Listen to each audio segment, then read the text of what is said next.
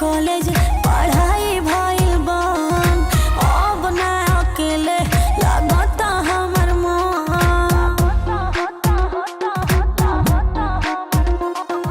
छूट गइल कॉलेज पढ़ाई भइल बन, अब ना अकेले लागता हमर मन। जैसे जोड़ी लागेला कापिया कलम के, हाय हाय हाय हाय लगा दो भौजी जोड़ी हमार बलम के, लगा दो भौजी जोड़ी हमार बलम के, लगा दो भौजी जोड़ी।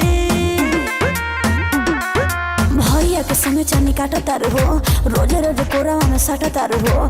हमरो बियाह के उमर भइल बा, तब काहे हमारा के